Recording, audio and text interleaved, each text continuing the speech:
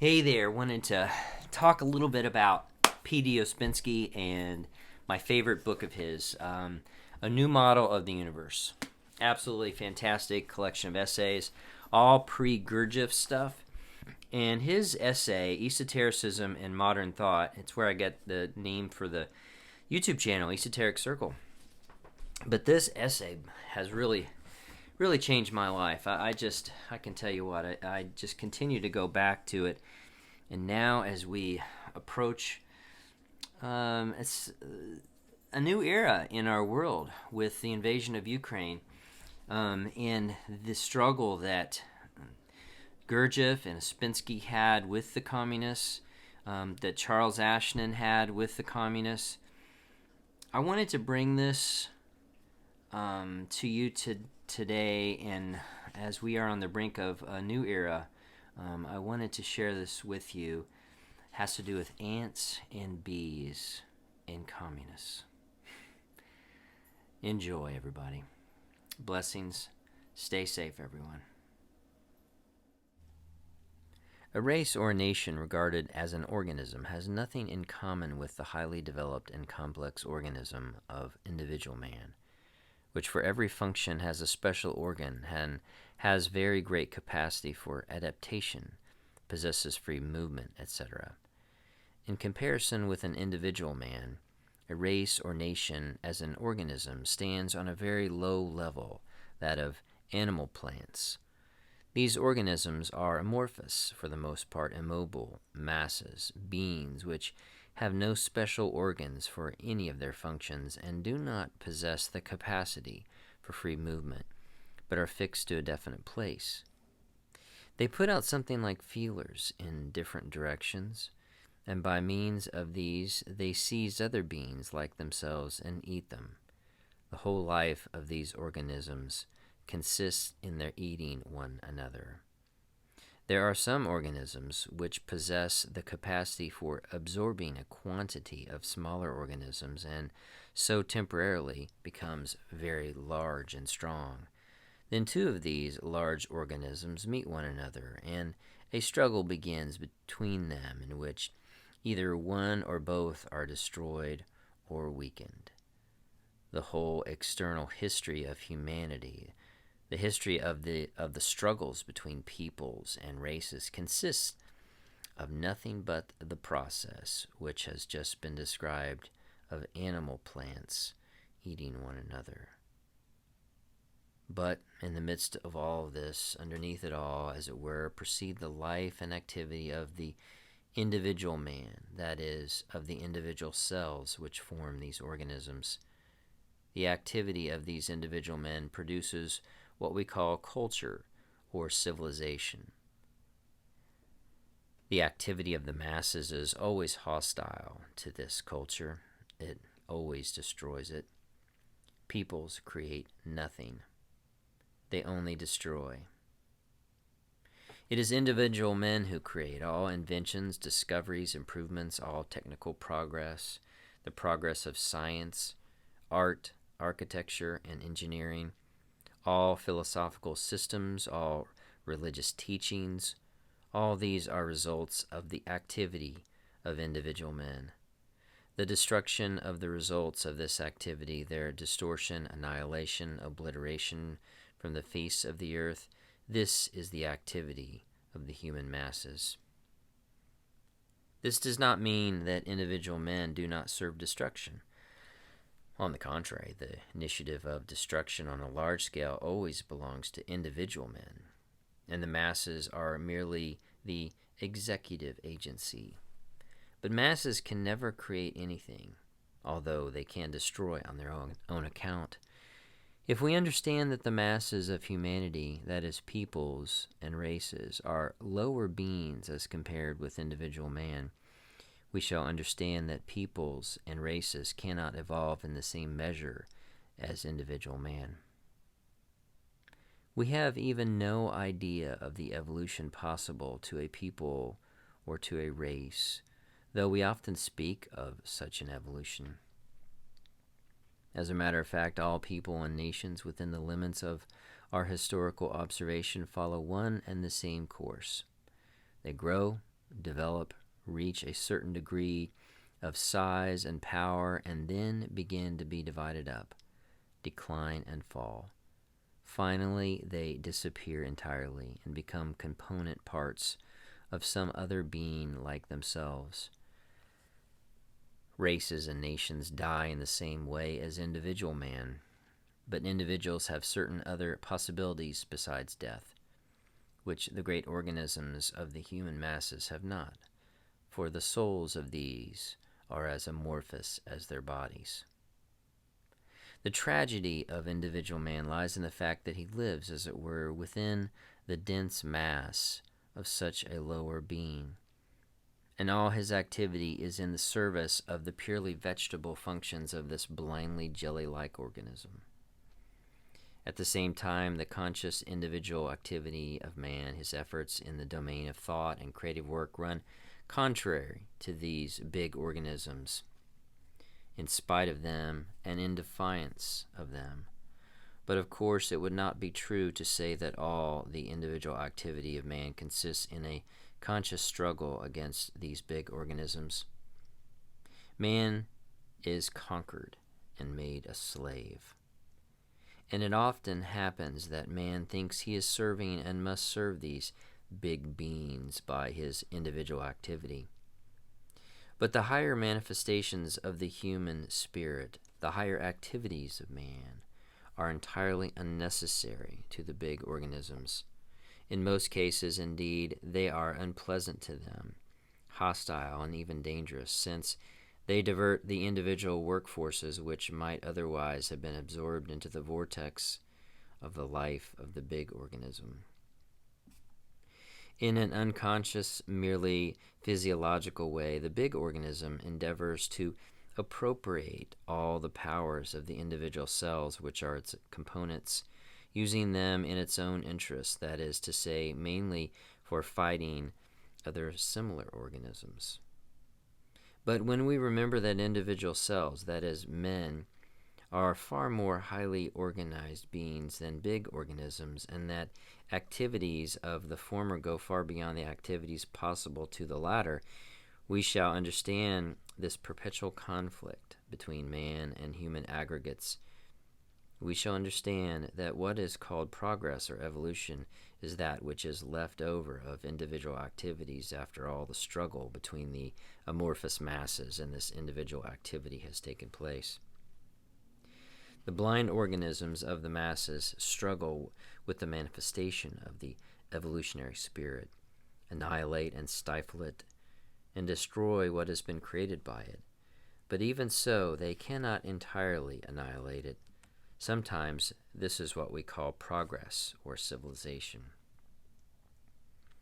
The idea of evolution in the life both of individual man and of human communities, the idea of esotericism, the birth and growth of cultures and civilizations, the possibilities of individual man, connected with the periods of rise and fall, all these and many other things are expressed in three biblical myths. These three myths are not connected in the Bible and stand separately, but in reality they express one and the same idea and mutually complete one another. The first myth is the story of the Great Flood and of Noah's Ark. The second is the story of the Tower of Babel, of its destruction and confusion of tongues. And the third is the story of the destruction of Sodom and Gomorrah, of Abraham's vision, and of the 10 righteous men, for whose sake God agreed to spare Sodom and Gomorrah, but who could not be found there. The Great Flood is an allegory of the fall of civilization, of the destruction of culture. Such a fall must be accompanied by the annihilation of the greater part of the human race as a consequence of geological upheavals or of wars, of the migration of human masses, epidemics, revolutions, and similar causes. Very often all these causes coincide. The idea of the allegory is that at the moment of the apparent destruction of everything, that which is really valuable is saved according to a plan previously prepared and thought out. A small group of men escapes from the general law and saves all the most important ideas and attainments of the given culture. The legend of Noah's Ark is a myth referring to esotericism. The building of the ark is the school, the preparation of men for initiation, for transition to a new life, for new birth. Noah's Ark, which is saved from the flood, is the inner circle of humanity. The second meaning of the allegory refers to individual man. The flood is death, unavoidable, inexorable. But man can build within himself an ark, an ensemble, in its specimens of everything that is valuable in him. In such a case, these specimens will not perish. They will survive death and be born again. Just as mankind can be saved only through its connection with the inner circle, so an individual man can attain personal salvation only by means of a link with the inner circle in himself. That is, by connecting himself with the higher forms of consciousness. And this cannot be done without outside help, that is, without the help of the inner circle. The second myth, that of the Tower of Babel, is another version of the first, but the first speaks of salvation, that is, of those who are saved, while the second speaks only of destruction, that is, of those who shall perish. The Tower of Babel represents culture. Men dream of building a tower of stone whose top may reach unto heaven, of creating an ideal life on earth. They believe in intellectual methods and technical means and formal institutions. For a long time, the tower rises higher and higher above the earth, but the moment infallibly arrives when men cease to understand each other, or rather realize that they have never done so. Each of them understands in his own way the ideal life on earth.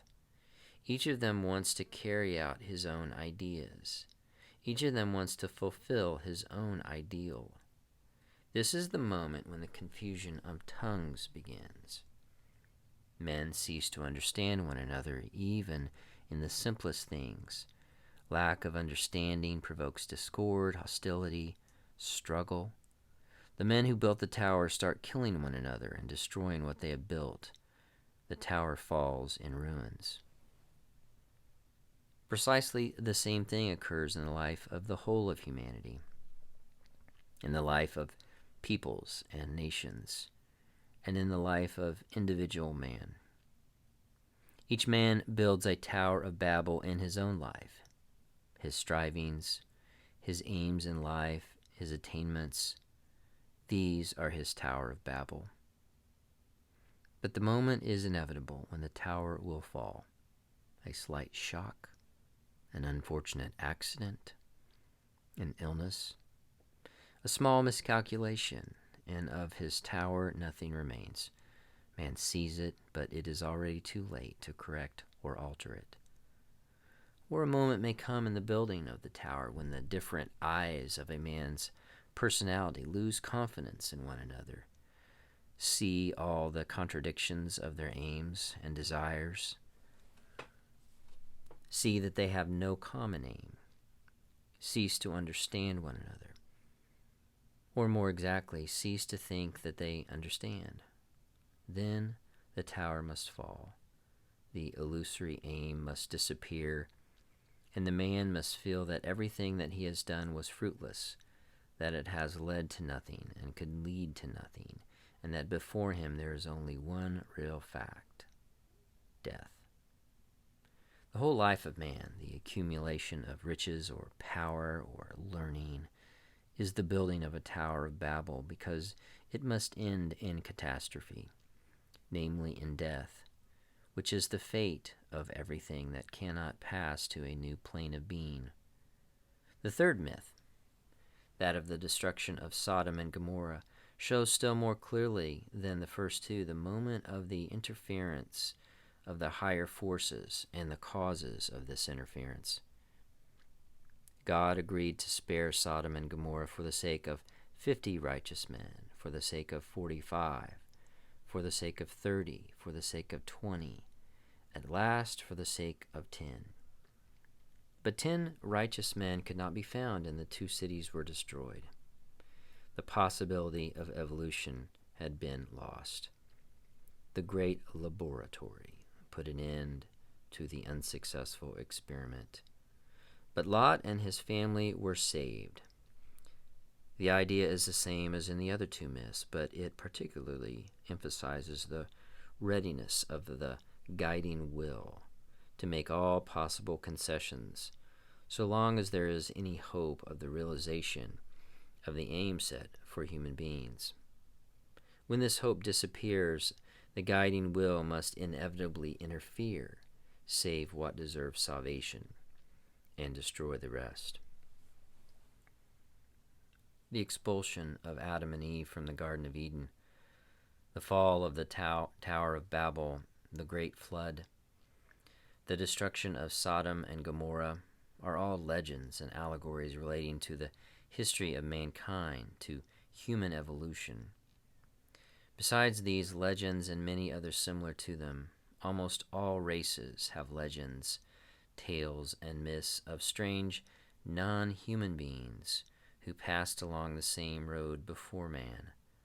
The fall of the angels, of titans, of gods who attempted to defy other more powerful gods, the fall of Lucifer, the demon, or Satan, are all falls which preceded the fall of man. And it is an undoubted fact that the meaning of all these myths is deeply hidden from us.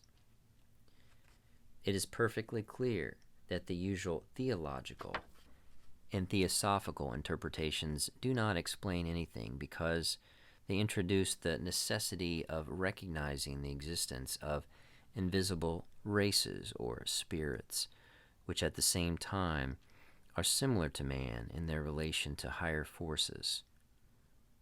The inadequacy of such an explanation by means of introducing 5 new unknown quantities of the definition of one unknown quantity is evident. But at the same time, it would be wrong to leave all these myths without any attempt at explanation, because by their very persistency and repetition among different peoples and races, they seem to draw our attention to certain phenomena which we do not know, but which we should know. The legends and epics of all countries contain much material relating to non-human beings who preceded man, or even existed at the same time as man, but differed from man in many ways. This material is so abundant and significant that not to make an attempt to explain these myths would mean shutting our eyes intentionally to something we ought to see. Such, for instance, are the legends of giants and the so-called cyclopean structures which one involuntarily associates with these legends. Unless we wish to ignore many facts or believe in 3-dimensional spirits capable of building stone edifices, we must suppose that pre-human races were as physical as man and came just as man did from the great laboratory of nature. That nature had made attempts at creating self-evolving beings before man. And further, we must suppose that such beings were let out of the great laboratory into life, but that they failed to satisfy nature in their further development, and instead of carrying out nature's designs, turned against her. And then nature abandoned her experiment with them and began a new experiment. Strictly speaking, we have no grounds for considering man as the first or the only experiment of a self-evolving being. On the contrary, the myths mentioned above give us the possibility of presuming the existence of such beings before man. If this is so, we have grounds for supposing the existence of physical races of pre-human self-evolving beings. Where then should we look for the descendants of these races, and are we in any way justified in supposing the existence of such descendants. We must start from the idea that in all her activity, nature aims at this creation of a self-evolving being. But can it be supposed that the whole of the animal kingdom is the byproduct of one line of work, the creation of man? This may be admitted in relation to mammals, may even include in all vertebrates. We may consider many lower forms of preparatory forms and so on. But what place shall we give in this system to insects, which represent a world in themselves and a world not less complex than the world of vertebrates?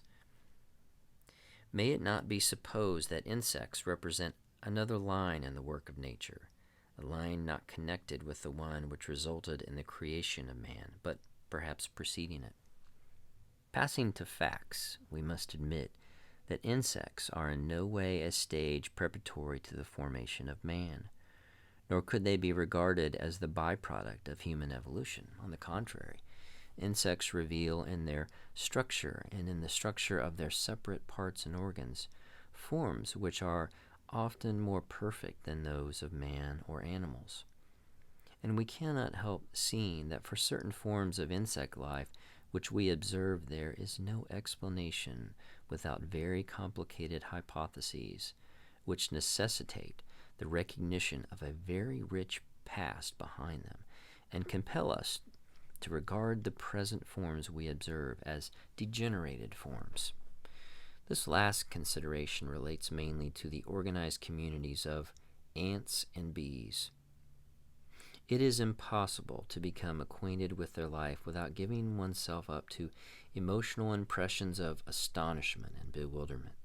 Ants and bees alike both call for our admiration by the wonderful completeness of their organization, and at the same time repel and frighten us, and provoke a feeling of undefinable aversion by the invariable cold reasoning which dominates their life, and by the absolute impossibility for an individual to escape from the wheel of life of the ant-hill or the beehive. We are terrified at the thought that we may resemble them. Indeed, what place do the communities of ants and bees occupy in the general scheme of things on our earth? How could they come into being such as we observe them? All observations of their life and their organization inevitably lead us to one conclusion. The original organization of the beehive and the anthill in the remote past undoubtedly required reasoning and logical intelligence of great power, although at the same time the further existence of both the beehive and the anthill did not require any intelligence or reasoning at all. How could this have happened? It could only have happened in one way. If ants or bees, or both, of course at different periods, had been intelligent and evolving beings, and then lost their intelligence and their ability to evolve, this could have happened only because their intelligence went against their evolution. In other words, because in thinking that they were helping their evolution, they managed somehow to arrest it. One may suppose that both ants and bees came from the great laboratory and were sent to Earth with the privilege and the possibility of evolving. But after a long period of struggle and efforts, both the one and the other renounced their privilege and ceased to evolve, or, to be more exact, ceased to send forth an evolving current. After this, nature had to take her own measures, after isolating them in a certain way, to begin a new experiment. If we admit the possibility of this, may we not suppose that the old legends of falls which preceded the fall of man relate to ants and bees? We may find ourselves disconcerted by their small size as compared to our own, but the size of living beings is, first of all, a relative thing, and secondly, it changes very easily in certain cases.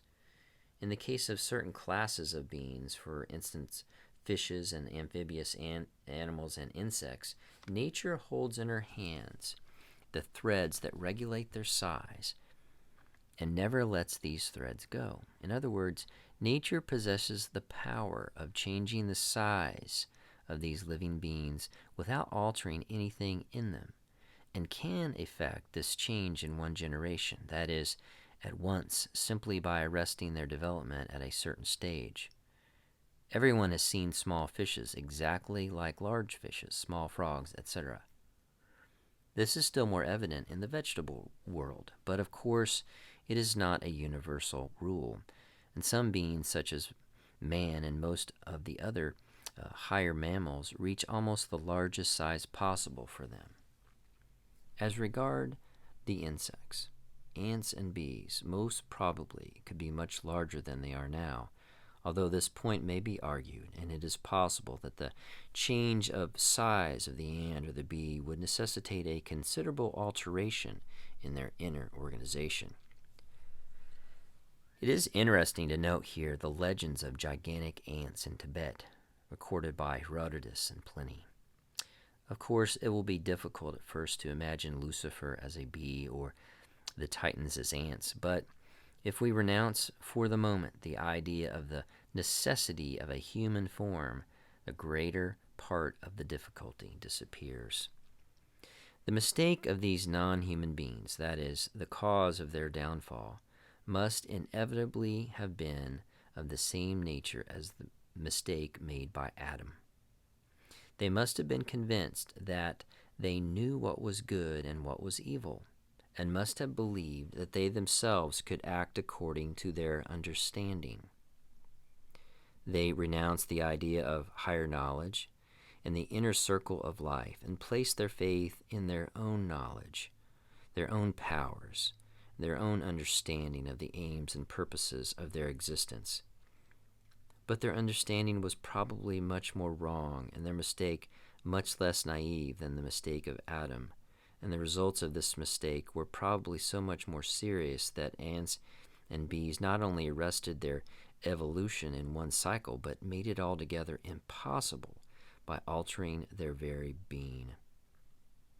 The ordering of the life of both bees and ants, their ideal communistic organization, indicate the character and the form of their downfall. It may be imagined that at different times both bees and ants had reached a very high, although a very one-sided culture, based entirely on intellectual considerations of profit and utility, without any scope for imagination, without any esotericism or mysticism. They organized the whole of their life on the principles of a kind of Marxism which seemed to them very exact and scientific.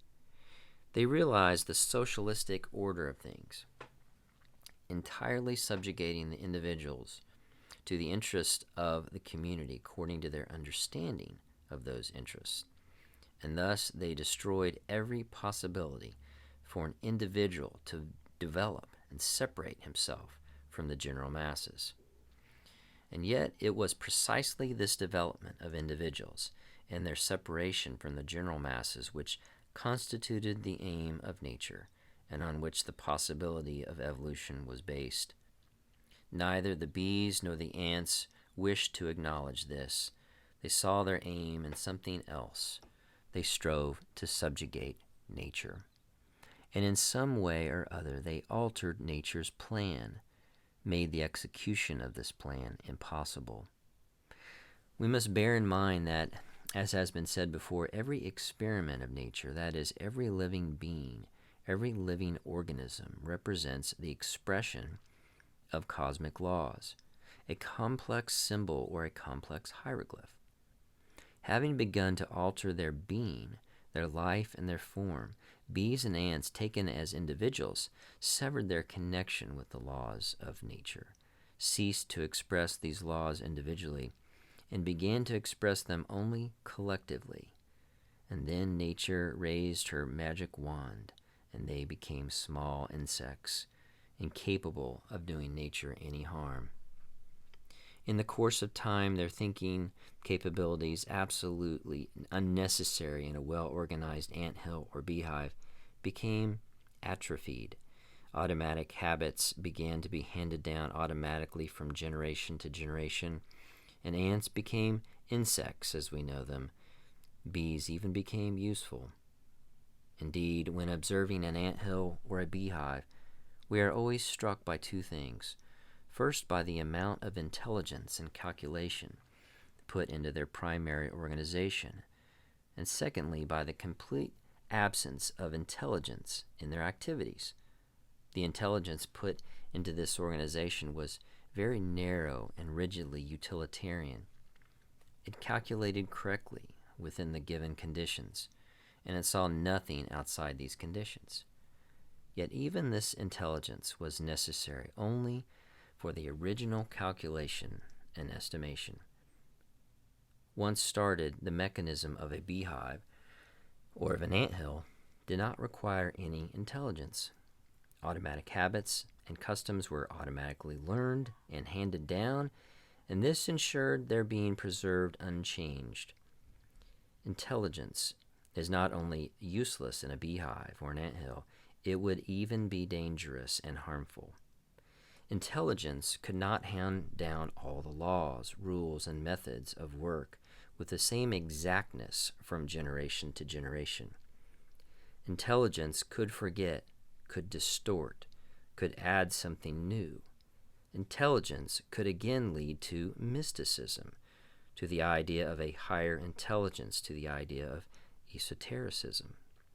It was therefore necessary to banish intelligence from an ideal socialistic beehive or anthill as an element harmful to the community, which in fact it is.